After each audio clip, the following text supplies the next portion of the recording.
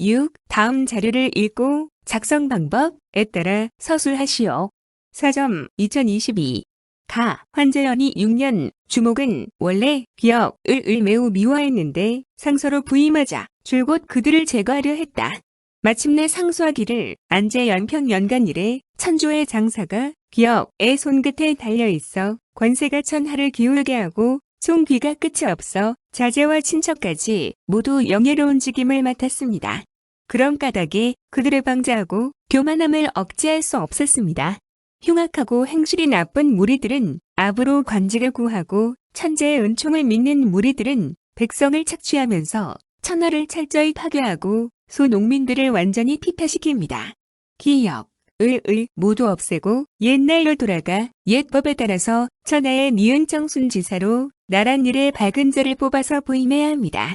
후원서 나 만력 29년 5월 조순의 세금 징수를 독촉하기 위해 파경된 기역 소명은 소주로 와서 5개 세관에서 거둔 상세가 할당에게 미치지 못한다는 사실을 알고 그의 부하 황건절을 보내 처리하게 하였습니다.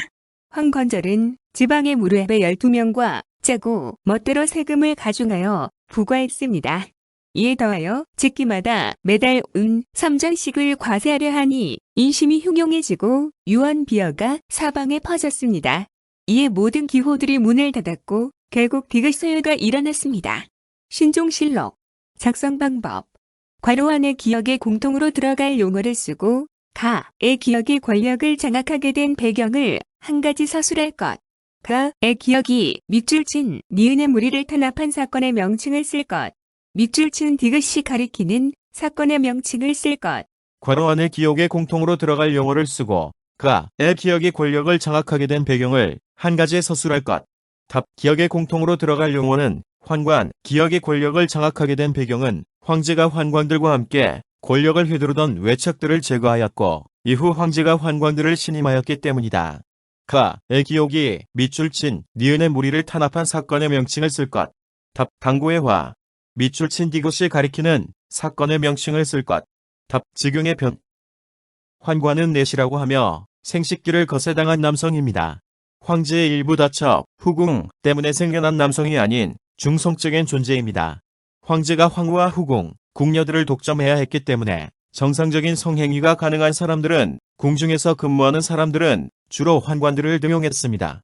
성적 욕망을 충족시킬 수 없었기 때문에 대신 재물을 모으는 데에 위안을 느꼈다고 합니다.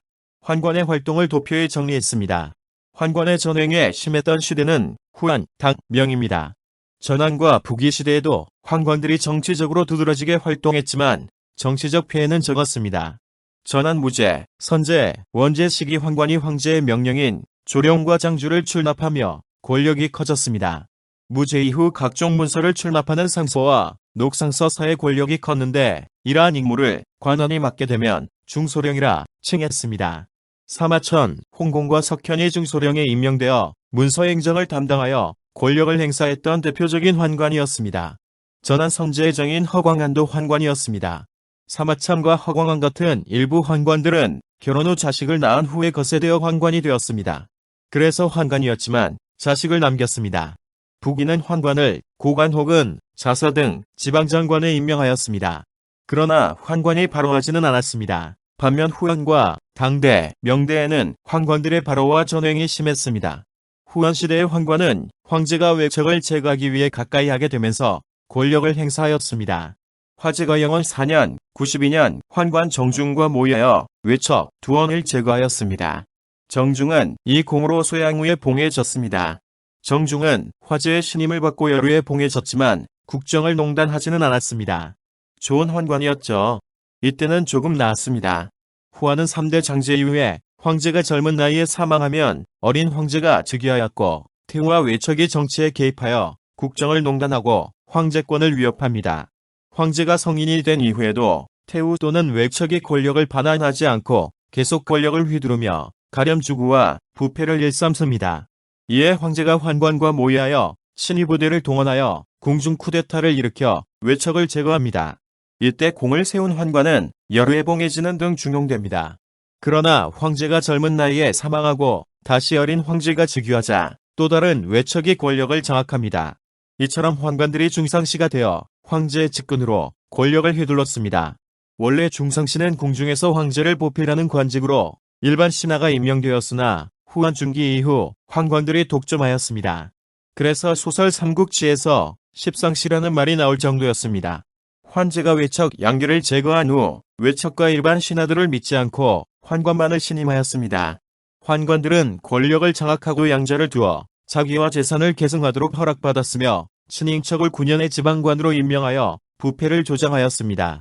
이러한 환관들의 전횡과 부패에 대항한 관리와 지식인들을 탄압한 사건을 당고의 화라고 합니다.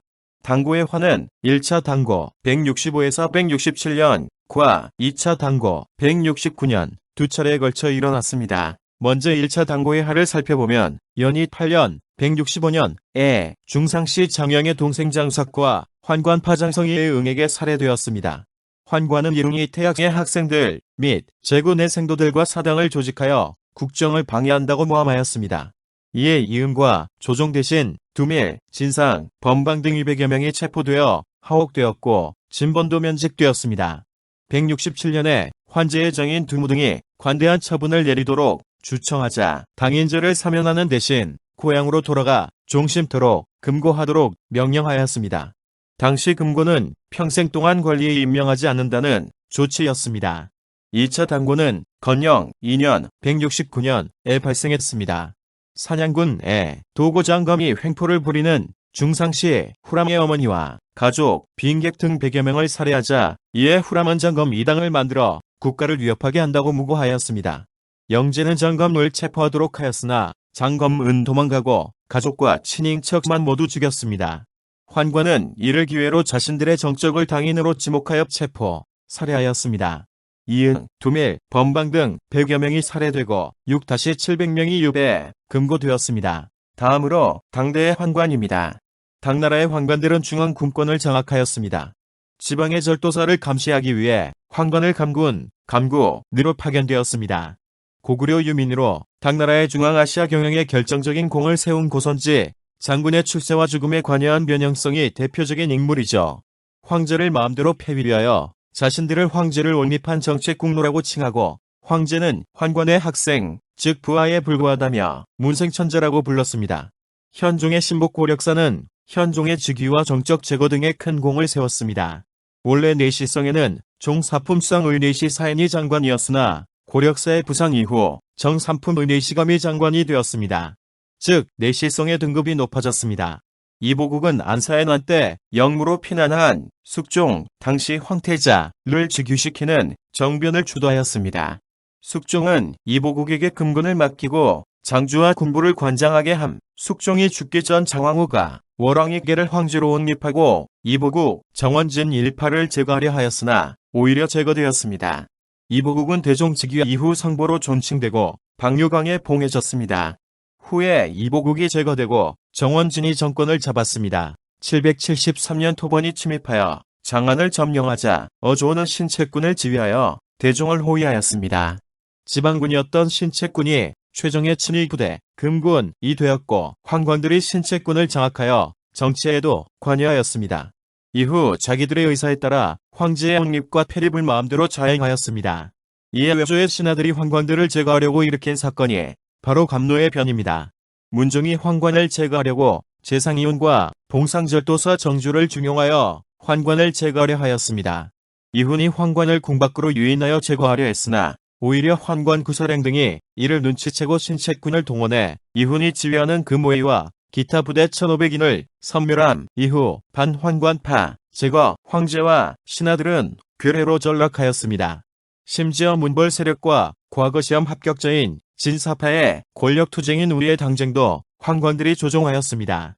소종식이 재상 최훈이 절도사 주전충 등과 결탁하여 환관을 완전히 제거하였습니다.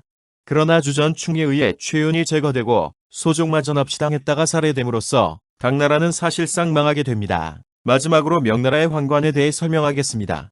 명나라의 환관들은 절대 권력을 행사하였습니다. 그러나 황제의 명령 한마디에 절대 권력자에서 사형수로 바뀌었습니다. 이 점이 황제를 즉위시키거나 살해하는 등 황제를 가지고 놀았던 당나라 때와 다른 점이었습니다. 성조 영락제는 환관들을 사신이나 감군, 군사령관 등으로 임명하며 정치에 활용하였습니다.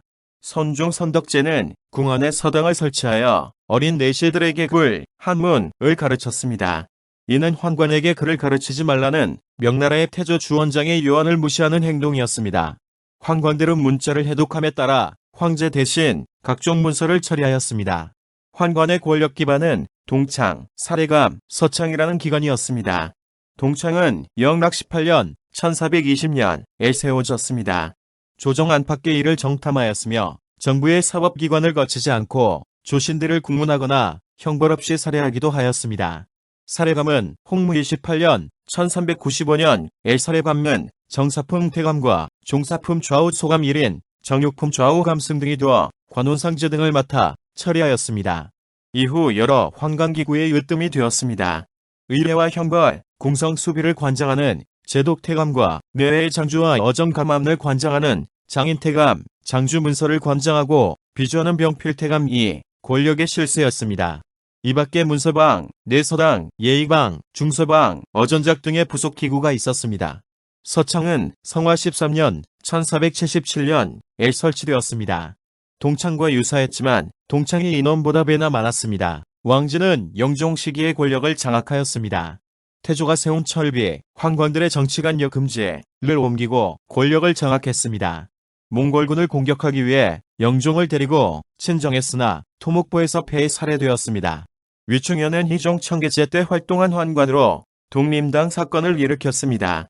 그의 권세가 얼마나 셌는지 신하들은 아부하여 그의 면전에서 9,900세를 외치고 생사, 즉 살아있는 사람을 위해 제사 지내는 사당을 세워 제사 지내게 했습니다. 그러나 나는 새도 떨어뜨렸던 위충현도 황제의 명령 한마디에 사형에 처해지는 운명이 되었습니다.